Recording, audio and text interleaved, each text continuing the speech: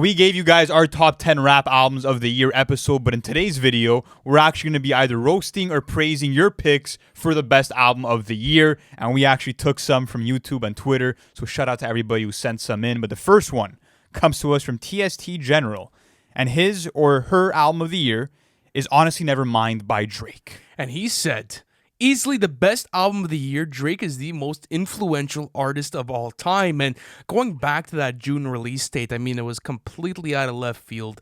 I remember when it got announced, I think it was like 6 p.m. before the actual album release time, which was, I believe, in June at 12 a.m. Eastern time. And, you get the album and you're expecting something like more rap influence. And then you get a completely different switch up from Drake. Yep. Goes into his dance vibe, a completely different 180 than what he had done on CLB. So, album of the year contender? Not in my books, really. Congratulations, General. You played yourself. That's all I have to say. I mean, listen, in all seriousness, it's not even Drake's best album of the year. You know what I mean? Like, Her Loss is a much better put together record. I feel like Drake was very passive on this album. It felt like he gave 50% of himself. Well, it was a dance album. Also, you look at songs like Falling Back, awful intonation. I feel like the falsetto didn't work. I also feel like in terms of producers, he could have brought in Black Coffee, could have brought in K Tronada. Having Carnage take the helm of it, I don't know if that was the best move. Overall, I think it's a pretty weak record. It's nowhere near album of the year. No, bro. It's nowhere near album of the year. And to be honest with you, as Lou said, I don't even think it's Drake's best album that have come out this year. But surprisingly enough, a lot of Drake fans do find that this is in like the upper echelon of his catalog. And I'm like, sheesh. It's a bit crazy, bro. I'm not sure what type of discography lists you guys are making. But I didn't have a problem with Drake on the record as far as like being too passive, just because it's a fucking dance album, man. The guy's not going to spit verses and shit. It's just like, I'm not talking about spitting verses, but speaking of spitting verses, the rap songs were the best part of a dance album. That's another thing. But I mean, like, exactly. There you go. I mean, Drake could only do so much on those types of dance beats just because it's more like production centric, like he was just laying vocals on top of there. I think it's a good listen, but definitely not album of the year. But let's keep going on with this.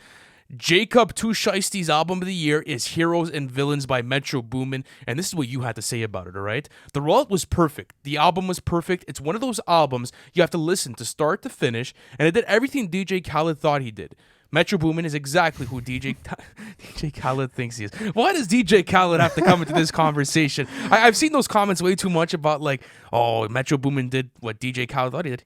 Maybe he did low key, but I mean, those tweets went viral. But I don't even think Khaled tries to put together albums that have amazing sequencing or like that have this whole cinematic vision. Like Khaled's going for hit records. Okay, you know so what this I mean? This is what's interesting though, is that you and I did not include this album on our top. We didn't. 10, on our top, and I feel confident in that decision. What about you? Do you feel like it could kind of creep in there as time goes? Because I don't. Oh, I think so. Maybe I definitely had it in my honorable mentions, and I was considering actually putting it over Her Loss to a certain extent because I still do believe that this is one of the best produced rap albums of the year. You're getting some super stellar performances from guys like Don Toliver, Future, Travis Scott, a super consistent track list, and I think I only maybe have one skip on there. Walk on Me with Travis and Future. But that's the thing is that it's like, how are they recycling flows when they only have like 3 other contributions in the record? But I do think the album is great. It has amazing replay value. If we did a list based on just replay value, it would have been in my top 10 just because of how much entertainment you can get out of the track list. But I do feel like you are getting certain beats, like Trance, for example, that aren't extraordinary. Like the production is phenomenal all throughout, but I feel like I expected Metro Boomin to shine a little bit more. I also feel like certain decisions, like just jamming 21 Savage into an amazing heartfelt ballad from The Weeknd, wasn't a strategic move. No, that definitely wasn't a good creation. Questionable decisions. There is questionable decisions, but overall as a listen, I still do think it's I respect great, it being top 10, but number 1, I don't know. No, it's definitely not. I don't know, number 1 Jacob, for me, but salute to you. This. Next up, we have MF Doom Stan, number 1, whose album of the year is It's Almost Dry by Pusha T, and he said, has both incredible beats from Kanye and Pharrell. Pusha has some of the hardest and most complex bars of the year that flew over people's heads, such as Black Rari, White Hood, Make It a Race Thing. Yes, we, again, did not include this album in our top 10, and this is one that I might kind of not regret, but maybe reconsider as time goes on, because this is where I stand with it. I feel like the highlights of this album are super fucking high. When you look at songs like Diet Coke, you look at Brambleton, you look at Dreamin' of the Past, and that like first 6-track run, Pusha T is in his element. He's in a fucking dangerous mode. I feel like it's more towards the latter half of the album that it slows down. You're getting songs like Call My Bluff, where surprisingly he goes with style over substance, where it's all about these weird inflections and not so much about the bar work for me. Not only that, but you kind of have like this attempt at a bit of a pop hit with Scrape It Off. with Uzi on Scrape It Off, which I feel like, at least in my opinion, shouldn't have been, on the album, period. But even going to stuff like, what is it, Rock and Roll as well, that was on there, that sounded completely out of place for the soundscape of that album. So, like, yes, it is a great listen. But, I mean, considering everything, that 6-track run is not going to make me put it in my top 10 albums of the year. I feel like there's a lot more consistent track lists, but man, I've had this album in my rotation heavy, especially for like those, star tracks, like example, like Just So You Remember, Bramilton, as you mentioned. Let the Smokers Shine, the Coupe. Fantastic songs, Heat. ones that could make an end of the year list for top 10 tracks. So I mean, listen, I respect it. Do I have it in mind? I do not. You know what's interesting though? If this was the length of Daytona, like 7 songs, you think the 7 best, it would have cracked my top 10. Oh, absolutely. Because like even the Joker laugh, just the way that he embodied this ruthless character was fucking amazing. So I feel very mixed about this album. There's a lot to love, but there's also some to criticize. But shout out to you, MF Doom Stan number 1. You want to take the next one? I will take the next one. And listen, guys, let me know how you feel about this next one in the comment section. Nav Did's album of the year is Demons Protected by Angels by Nav, and he said it cured my depression.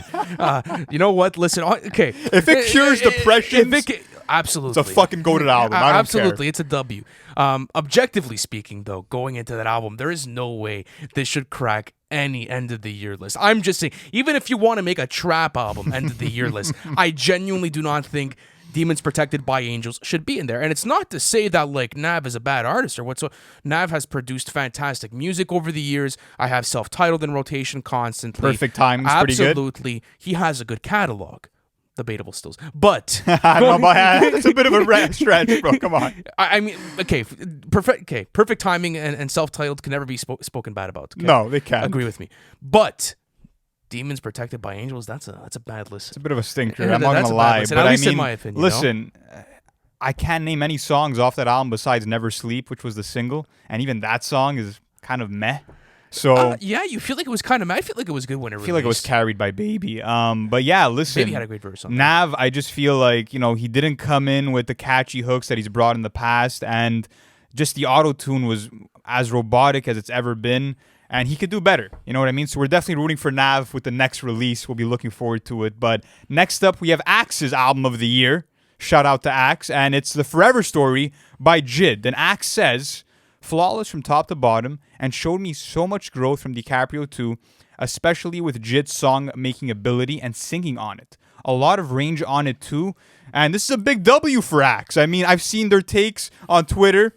Give a whole lot of red love and a lot of kind of spicy takes, but this really has me impressed, Axe. I might just cop a little body spray, bro. Take me back to the fucking... Time all jokes aside, because the high school gym locker, bro. That's when I was fucking going crazy with the body spray. I remember when the chocolate scented flavor came out, bro. I think we were like grade 6 when that had come. I fucking even what was the last one? I think it was Kilo. I think the OG Kilo one was crazy. It was kind of like this green bottle. But shout out to Axe. I mean, yeah, The Forever Story definitely has to be in a top 3 when it comes to your top 10 albums of the year. Even album of the year is up for consideration. I had it in consideration for such a long time. You had it at number 1, Lou. And I love what you said about the range, just because that's so true. Going into this new track list, example with songs like Cody Blue, or even songs like System M with more of like a laid back approach and more of a somber and melancholic sort of let's say cadence that he delivered on that song. I feel like he really tested his boundaries of what he's able to do on this record, still while being able to deliver such a beautiful concept record. So I think it's a huge W. I think Jid checked every single check mark he tried to check in terms of putting together a great concept record, having phenomenally written verses, in terms of having a hit song. He had surround sound that actually reached the masses. But then you have the rappity rap songs like Just in Time with Lil Wayne. Then you also have heartfelt songs like Assist in Them. You also have amazing singing tracks like Cody Blue. Like, he has something for everyone on this album, and he showed that he is the number 1 rapper to watch going into the future, in my opinion. Oh, absolutely. I mean, after listening to DiCaprio 2, I mean, it was you kind of knew what was going on. And like I like what you mentioned about DiCaprio 2 too, because like I really do feel that was a more of a display of his skill sets, him diving into a bunch of different flows or writing styles and song concepts, and it was a bit less focused in the Never story, but it was much needed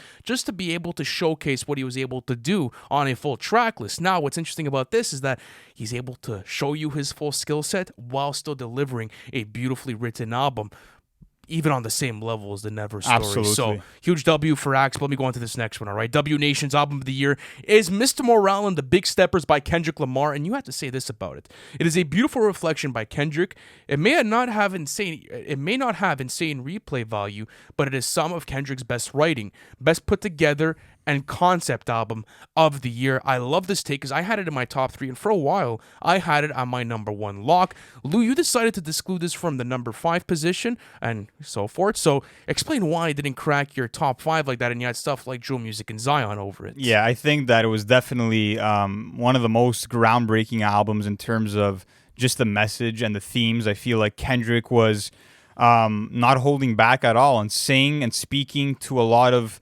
topics that no one else wanted to kind of touch on. He kind of had the balls to go full force with that. And I think that he's giving you amazing performances, but he's also maybe throwing in a skip or two in there, putting in a couple of tracks that don't flow phenomenally well with the rest of the concept and story of that therapy session. So not a flawless record in my opinion, but a really strong one. And the question that I have for you is actually, for the longest time, you had this over Melt My Eyes, See Your Future. So what made it kind of take a bit of that dip?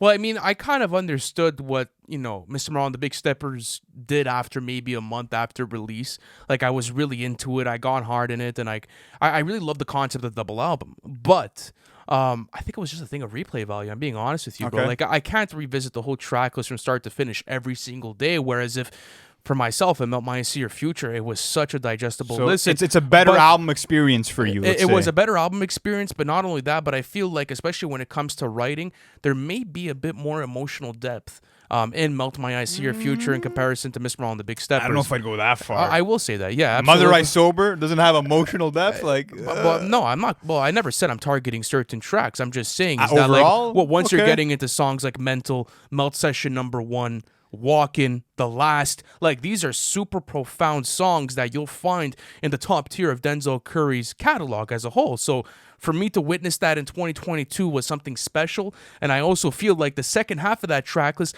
really grew on me, bro. Songs like The Ills or even Angels, X-Wing, these are fantastic. I'm not arguing songs, that. I just think that Mr. Morale was more emotionally profound, in my opinion, going through the experiences that his mother faced. Like, I felt like it was more firsthand with Kendrick, but that's definitely up for debate. But next up, we have Lil K's album of the year, which is God Did by DJ Khaled, and he says, because every song has a different sound, and it's not just the same beat repeating itself. So that gets your album of the year. Listen, man, you're an easy guy to please. So that's fire. Good for you, man. For sure. And you know what? There's some validity to that. I mean, like, at least not every song sounded the same to a certain extent. Like, but I mean, wasn't the most diverse album. It wasn't the most diverse album, but it was a very forgettable track list. That's for sure. And if you want to hear a really good producer album, quote unquote, Metro Boomin's Heroes and Villains coming out this year. You want to hear a diverse soundscape, please go for that. But I mean, salute to you if you have DJ Khaled up there. I really can't find, any sort of joy or entertainment in his music anymore. I'm being honest with you. Yeah, it's been a while since I've found any, and I guess Lil K agrees with the Grammys, because that was a pretty awful pick considering how great of a year this was for hip-hop. But let's move on to the next one. What do we have? All right. S's album of the year is 2000 by Joey Badass, and I really wanted to talk about this, all right? Because I left it out of my top 10 list, and I kind of want to explain why. Amazing vocals and rapping throughout, felt like a proper journey, perfect comeback after 5 years, and the perfect sequel to 1999, really reinforced what Joey was all about. Also, got a top 5 song of the year in Survival's Guilt, in my opinion. Huge W.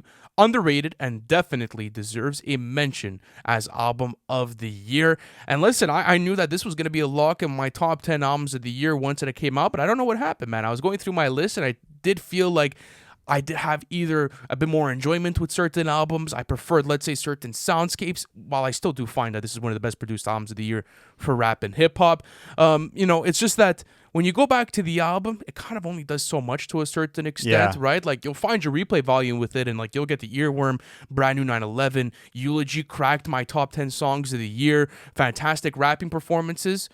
I don't know. Towards the end, it kind of just fell off to a certain extent, you know? Yeah, I feel like it's kind of an album that has one gear. In terms of consistency of the track list, you're getting amazing songs all throughout. You have one skip, which is like that Chris Brown joint. But apart from that, I mean, Joey is rapping at a high level. But I do think that after you wait 5 years, after you make your fan base wait for that amount of time, you do want to see an evolution. You do want to see progression. And although you do see that in terms of maturity of the pen, I feel like for a rapper who calls himself the double entendre monster, who puts himself in the holy trinity of himself, Kendrick and Cole, the punchlines, the metaphors, the entendres were not on par with what he did at the age of 17. So I feel like from an MC standpoint, there was a bit of a regression, and I feel like it was a safe album for Joey. It was a great album. The production's awesome. I love the boom bap. I love the jazzy sounds. I love Joey's rapping. See, I kind of disagree with you on that, especially with songs like Survivor's Guilt. Like, that's not safe writing,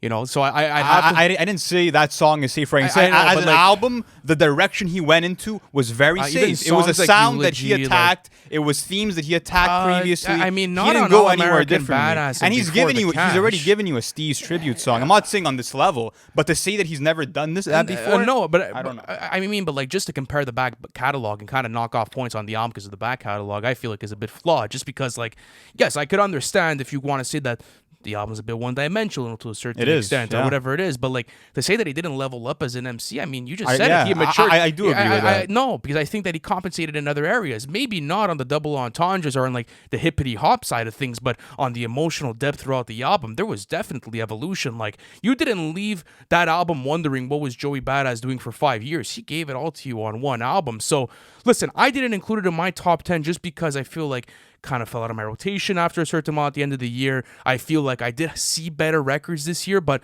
to say that he played it safe, I can't agree with that. I'm sorry. You just said it was one-dimensional. Now you're saying that. But like, you can't say he played it safe and being one-dimensional. Sure. No, because bro, how did he not play it safe? He literally gave you a repeat album of what he did 10 years ago. Well, how is that not playing it safe? It's a sequel concept. Yeah, but it's also your comeback album.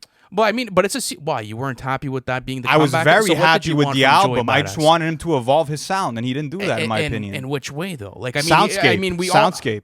But I mean, he's always stuck to that boom bap style production, going to All American Badass before the Cash. Summer Nights, I mean, bro, like, where do you want him to go? He had DJ Premier beats with very unique samples. He had different shit going on those albums. Yeah, but Joey Badass is not going to go into, like, drill and trap, I want to give time to another album before we wrap this up. The last album on the list comes to us from William Bright, and his album of the year is No Thank You by Little Sims. And he said, this album has no skips, what the fuck? So yeah, we listened to the album. We did a live album reaction to it. If you guys do want to check it out, the link in our description to all of our album reactions that we've done all year long. But this Little Sims record is phenomenal. And I'll be honest with you, we had no time to actually digest it before making our top 10 rap albums of the year list. But I do think it would have made my top 5. You think it would have made your top 5? And you said that you don't even know if it would make your top 10. I'm not sure. No, the writing and the production is better than 99.9% of albums that came out this year. Yeah, absolutely. I do agree with you with that. But as a complete listen, I mean, you do have kind of 2 weaker songs at the end of the track list, so it's not a perfectly put together track list. I will say that. I do love the emotional depth that Little Sims is going after and what she was trying to accomplish here, but you know, you gave Joey Badass the same criticism for not really doing much after that last album. I kind of have to hold her to that same play. If you go back to sometimes... I totally disagree, bro. Her approach was so different. It was vastly different on this album. It was different, but was it all that different? Absolutely. Did you listen to the music? Of course I listened. I mean, we did a live album reaction exactly, together. So you know exactly what she was rapping about, I think it's an amazing album. But what I'm saying is that, bro, like, especially like, let's say towards the end, like the 5 to 6 minute song concepts, I fuck with it from, let's say, like a technical standpoint. Like, when I nerd out, I fuck with that.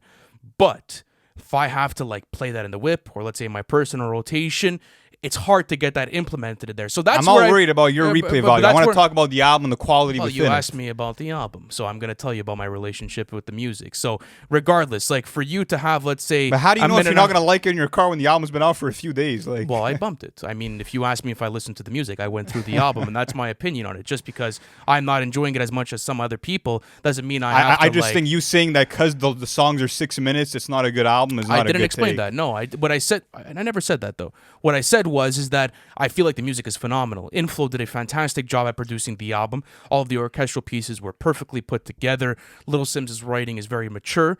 She upgraded, but So the flaw is you don't like listening to 6-minute songs? no, I didn't say that. If I'm asking you. No, I mean, but you asked me once, and I'm trying to get into the explanation. What I'm trying to tell you is that if you had to ask me if this would make my rotation on a regular basis, I would probably tell you no. I'm not going to lie to you just because everyone on Twitter likes the album. So that's why I think that I would consider it in my top 10 albums of the year, but to have it as a lock, no, I need more time with it. It's been out for like 5 days now. So, I mean, at the time of this recording, so how am I going to say that? At least in my opinion. Yeah, anyways, guys, you let us know what is your album of the year once again in the comment section. Do you agree with any of these takes? And by the way, we do have our awards show, which is happening on December 29th. So make sure to actually hit the bell on that. The link will be available in the pinned comment. Thank you guys so much for watching this video, and we'll catch you in the next one.